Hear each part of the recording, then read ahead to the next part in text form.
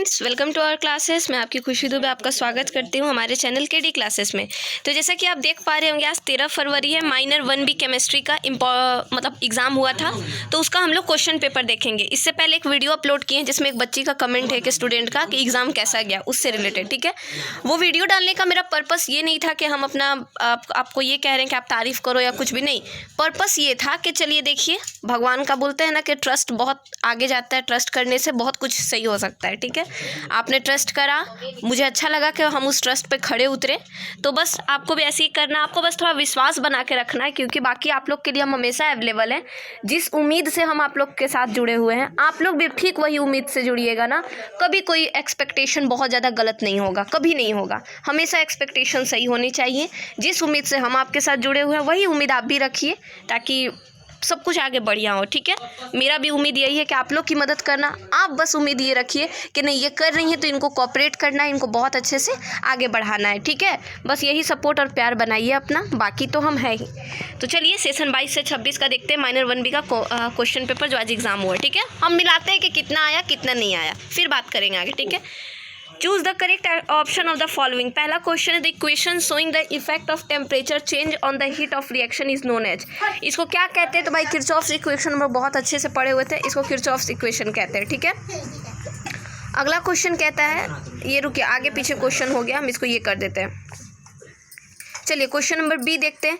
The rate of forward reaction is 2 times और that of the backward reaction at the given temperature and identical concentration के equilibrium is. तो इसका value निकालना होगा। देखिए, एक बच्ची निकाली हुई है, एकदम एक्यूरेट इसका आंसर सही आया है 2.0। ठीक है, अगला क्वेश्चन नंबर सी देखेंगे। Each carbon atom of benzene is. Carbon atom का, बेंजीन का हर एक कार्बन एटम कैसा होता है? तो वो sp2 हाइब्रिडाइज्ड होता है। क्यों भाई? तो क्योंकि जब आप sp1 sp2 पढ़ोगे तो उसमें आप देखोगे कि हर एक कार्बन, जिस अकॉर्डिंग आप कार्बन्स को हाइड्रोजन के साथ ऐड करोगे आप बेंजीन में, तो आप देखोगे एक कार्बन, बेंजीन कैसा होता है, आई एम जस्ट गिविंग वो एग्जाम्पल। बेंजीन कैसा होता है? तो बेंजीन इस तरीके का होता है ना।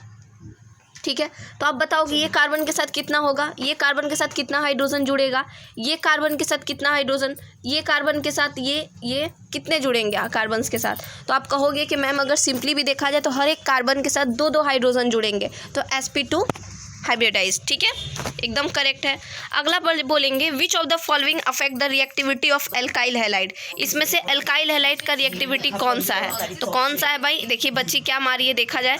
नेचर ऑफ, इसमें इनको शायद नहीं आया, कोई बात नहीं, हम लोग देखेंगे इसका answer. Which of the following affect the reactivity of alkyl halide. First nature of hydrogen atom, दूसरा nature of alkyl group, both of this, none of this. इसका आंसर 2 होगा। ठीक है, थर्ड बढ़ते हैं, oxidation of primary alcohol with KMnO4 या OH produces. इसमें क्या बोलेंगे? इसका आंसर, इसका ऑक्सीडेशन करवाना था, प्राइमरी अल्कोहल, इसका क्या बनेगा वो आंसर देना था। तो आई थिंक इसलिए क्योंकि हम कंफ्यूज है दोनों में, बट कोई बात नहीं, इसका आंसर होगा B नंबर। ठीक है, ईथर होगा। नेक्स्ट बढ़ते हैं, ईथर नहीं, सॉरी, A नंबर इसका आंसर होगा, कार्बोक्सिलिक एसिड। आप लोग एक बार मिला लीजिएगा। ठीक है, सेकंड पढ़ते हैं क्वेश्चन नंबर 2 का A।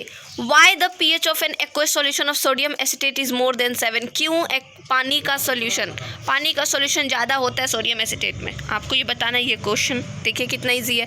How do you compare the relative strength of weak acid and weak base. इसमें सबसे चुपचाप इसमें क्या क्वेश्चन पूछा है भाई? डिफ्रेंशिएट करना है आपको वीक एसिड और वीक बेस का। ये हम नोट्स में दिए हुए हैं, जो बच्ची मेरे से परचेस की हुई हैं, जो भी किए हुए हैं उनको मिला हुआ है। ठीक है, अगला क्वेश्चन है, explain the meaning of the terms SN1 and SN2, differentiate between 2 types of reaction. इन दोनों का आपको डिफ्रेंशिएट बताना है कि ये दोनों क्या होता है, और दोनों को एक एक एग्जाम्पल के साथ लेके, एक एक इक्वेशन के साथ इसको बताना था। ठीक है, अगला क्वेश्चन है हमारा, derive the thermodynamical Kirchhoff's equation. ये कल ही हम एक बच्ची को समझा रहे थे, कि ये क्वेश्चन आएगा, इसको कर लीजिएगा, क्योंकि यूनिवर्सिटी महान है, कुछ भी करेगा, ये क्वेश्चन जरूर देगा, हमको पता है। देखिए क्वेश्चन वो आ गया है किरचॉफ्स वाला। ठीक है, स्टेट एंड एक्सप्लेन ले charters principal.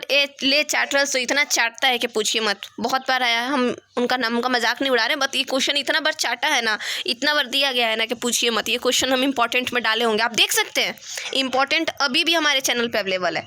Derive the relation between, आप देखिए ये क्वेश्चन आया है कि नहीं आया। ठीक है, अगला क्वेश्चन पढ़ते हैं।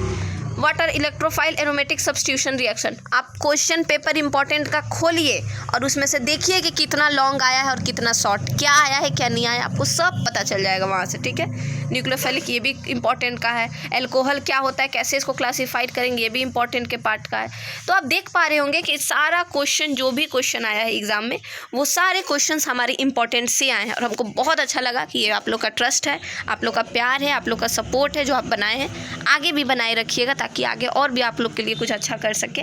और अपना सपोर्ट, मुझे पता है अगर अभी तक जो भी बच्चे सब्सक्राइब नहीं किए होंगे, वैसे लोग भी देख रहे हैं, सब्सक्राइब कर लीजिए चैनल को और अपने फ्रेंड्स के साथ शेयर कर दीजिए, ठीक है। तो ये क्वेश्चन पेपर है, आप अपना देख सकते हो, ठीक है। मिलते हैं आपसे अपने नेक्स्ट वीडियो में, तब तक के लिए जय हिंद।